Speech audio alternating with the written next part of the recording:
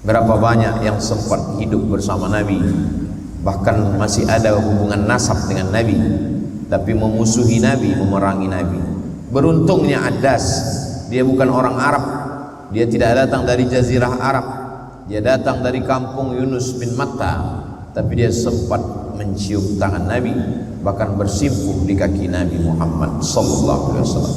Andai kita tidak seberuntung Adas, paling tidak kita mendapatkan syafaat dengan banyak menyebutnya, memperkenalkannya, mencintainya, dan mewariskan serta menjaga warisannya, dan kita wariskan kepada anak cucu kita di akhir zaman.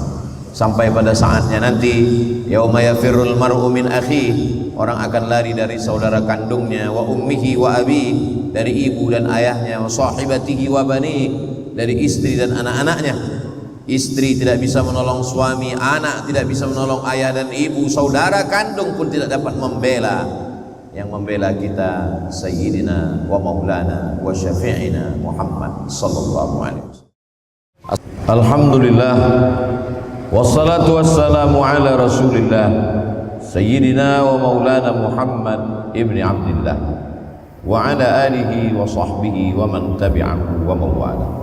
Asyhadu an la ilaha illallah wahdahu la syarika lah, wa asyhadu anna sayyidana Muhammadan abduhu wa rasuluhu la nabiyya ba'dah.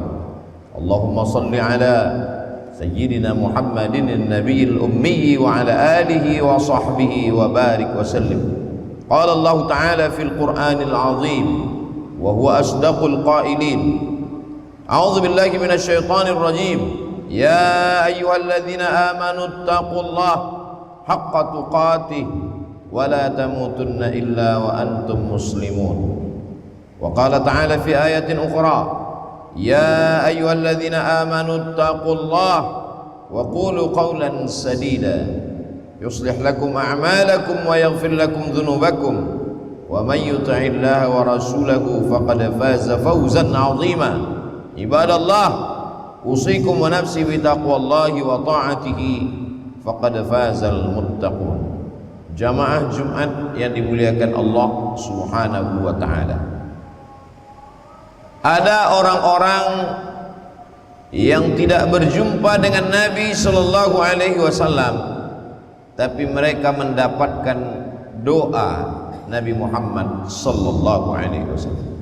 Ketika tekanan terhadap kaum muslimin di kota Makkah Al-Mukarramah semakin parah, maka sebagian sahabat berhijrah ke Habasyah. Habasyah itu sekarang dikenal dengan negara Ethiopia di Afrika. Ketika itu mereka disambut oleh Najasyi. Nabi sallallahu alaihi wasallam berpesan kepada Ja'far bin Abi Talib, kepala rombongan, nanti kamu akan berjumpa dengan pemimpin yang beriman kepada Nabi Isa alaihissalam. Nanti dia akan menanyakan bagaimana status Nabi Isa dan Maryam dalam Islam. Maka ketika itu terjadi, Ja'far membacakan surat Maryam tentang status Nabi Isa alaihissalam adalah salah satu rasul utusan Allah Subhanahu wa taala. Wa ummuhu siddiqah, ibunya seorang perempuan yang benar. Dia bukan anak Tuhan, tapi dia juga bukan anak zina seperti yang dituduhkan oleh Bani Israel.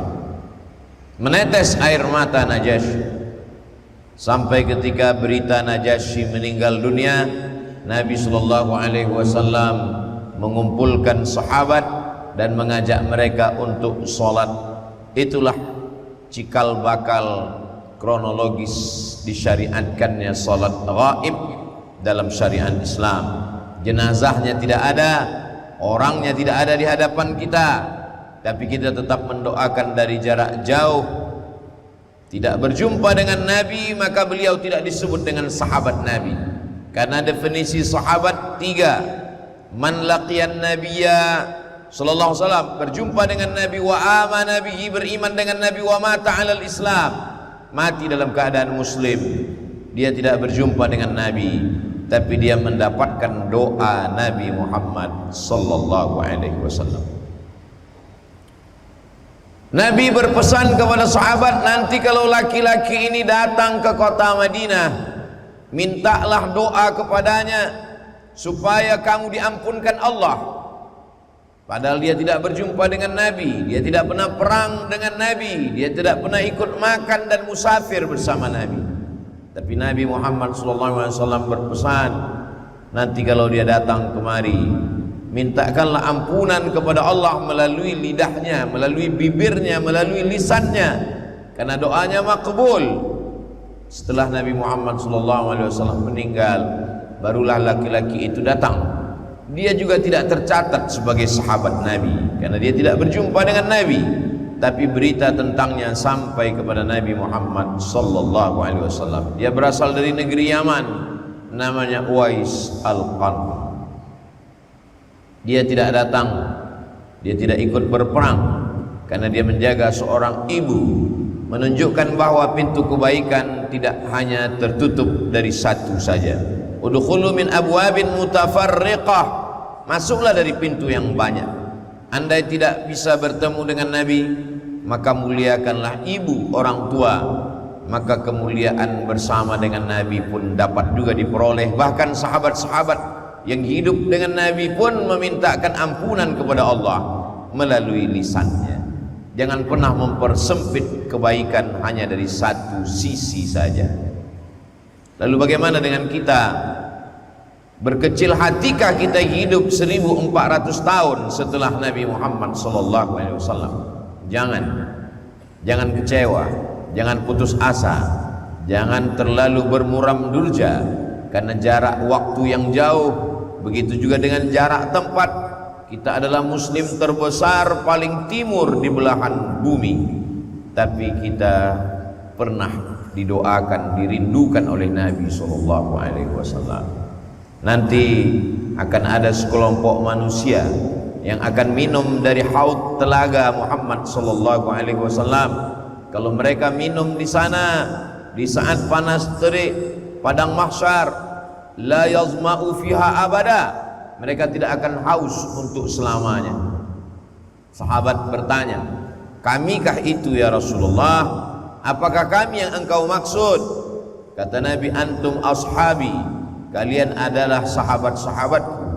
Yang ku maksud bukan kalian, tapi ikhwani, mereka adalah saudaraku. Siapa mereka itu ya Rasulullah? Amanu bi walam yarawni, mereka percaya kepadaku, mereka beriman terhadap diriku. Walam yarawni, padahal mereka tidak pernah melihat aku. Mudah-mudahan yang dimaksud Nabi itu adalah kita yang jaraknya jauh, kita yang masanya jauh, kita tidak sempat ikut perang bersama Nabi, kita tidak hidup bersama Nabi, kita tidak melihat dengan Nabi, kita tidak bersalaman dengan tangan Nabi. Beruntungnya seorang sahabat berkulit hitam, budak hamba sahaya, dia datang memeluk Nabi Muhammad SAW.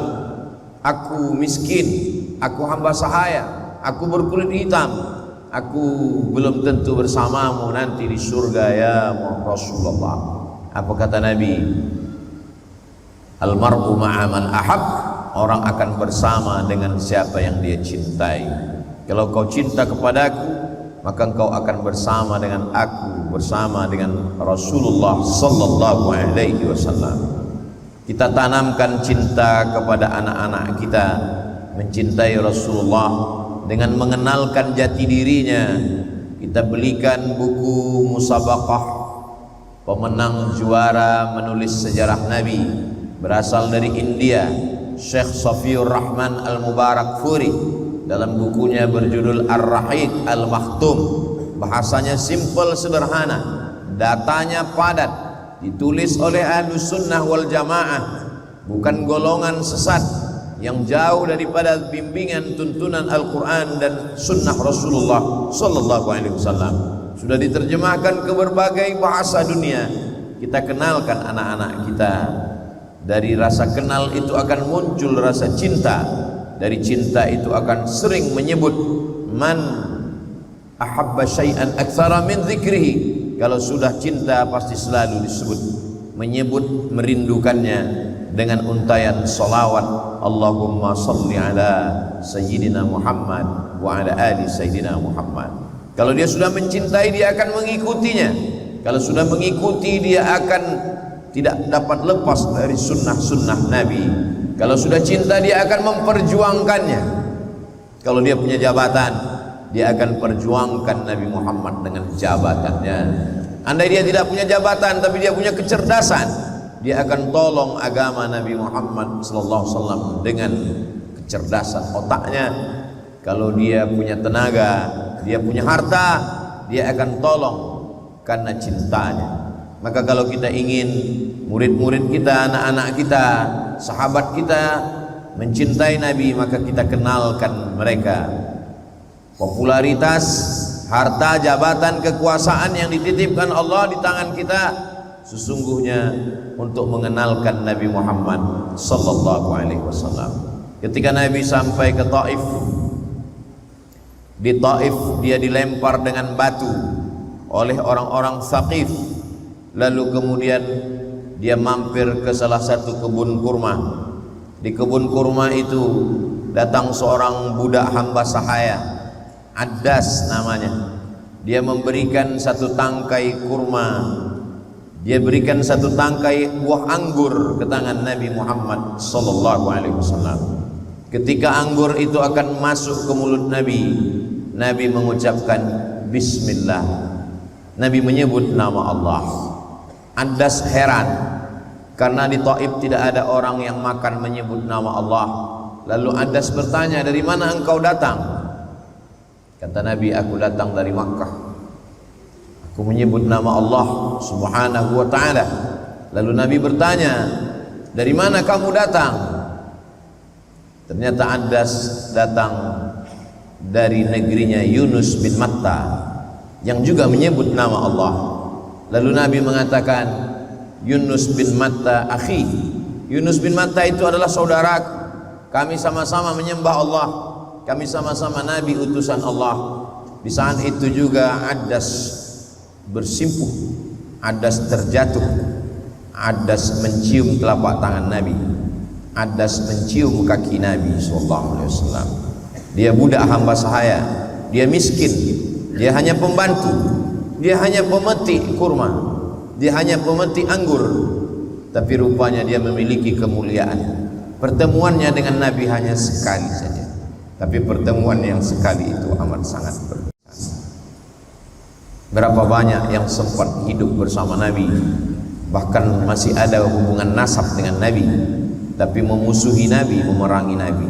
Beruntungnya Addas, dia bukan orang Arab, dia tidak datang dari Jazirah Arab, dia datang dari kampung Yunus bin Matta, tapi dia sempat mencium tangan Nabi, bahkan bersimpuh di kaki Nabi Muhammad sallallahu alaihi wasallam. Andai kita tidak seberuntung Addas, paling tidak kita mendapatkan syafaat dengan banyak menyebutnya, memperkenalkannya, mencintainya, dan mewariskan serta menjaga warisannya, dan kita wariskan kepada anak cucu kita di akhir zaman. Sampai pada saatnya nanti, yauma yafirrul mar'u min akhihi, orang akan lari dari saudara kandungnya, wa ummihi wa abi, dari ibu dan ayahnya, wa sahibatihi wa bani, dari istri dan anak-anaknya. Istri tidak bisa menolong suami, anak tidak bisa menolong ayah dan ibu, saudara kandung pun tidak dapat membela. Yang membela kita Sayyidina wa Maulana wa Syafi'ina Muhammad sallallahu alaihi wasallam. Barakallahu li wa lakum fil Qur'anil azim wa nafa'ani wa iyyakum bima fihi minal ayati wad dzikril hakim wa taqabbala minni wa minkum tilawatahu innahu huwal ghafurur rahim.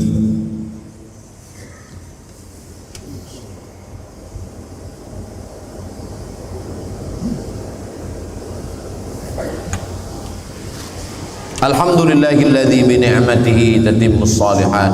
Wassalatu wassalamu ala sayyidis sadat wa ala alihi wa ashabihi ahlil fadaili wal karamat. Asyhadu an la ilaha illallah wahdahu la syarika lah wa asyhadu anna sayyidina Muhammadan 'abduhu wa rasuluhu wa safiyyuhu min khalqihi wa khaliluhu addal amanah wa ballagha ar-risalah wa nasaha lil ummah wa tarakana 'ala al-mahajjatil bayda lailuha kanahariha la yazighu anha illa halik اللهم صل على سيدنا محمد النبي الأمي وعلى آله وصحبه وبارك وسلم.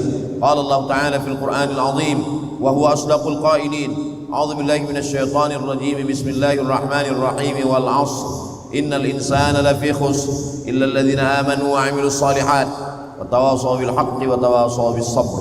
وقال تعالى في آية أخرى: إن الله وملائكته يصلون على النبي يا أيها الذين آمنوا صلوا عليه وسلموا تسليما. اللهم اغفر للمسلمين والمسلمات والمؤمنين والمؤمنات الأحياء منهم والأموات برحمتك يا أرحم الراحمين. اللهم أعز الإسلام والمسلمين واخذل الكفرة والمشركين ودمر أعداءك أعداء الدين. اللهم انصر إخواننا المجاهدين المستضعفين في فلسطين وفي روهينيا وفي كل مكان من مشارق الأرض إلى مغاربها. اللهم دمر أعداءك أعداء الدين. اللهم شتت شملهم وفرق جمعهم واجعل كيدهم في نحورهم يا رب العالمين. اللهم اجعل هذا البلد بلدا آمنا. اللهم ادفع عنا الغلاء والوباء والفحشاء والربا والزنا والمنكر والسيوف المختلفة والشدائد والمحن ما ظهر منها وما بطن من بلدنا هذا إندونيسيا خاصة ومن بلدان المسلمين عامة. عباد الله، أوصيكم ونفسي بتقوى الله وطاعته فقد فاز المتقون. إن الله يأمر بالعدل والإحسان وإيتاء ذي القربى وينهى عن الفحشاء والمنكر والبغي يعظكم لعلكم تذكرون. فاذكروا الله العظيم يذكركم واسألوه من فضله يعطكم ولذكر الله أكبر والله يعلم ما تصنعون. أقم الصلاة.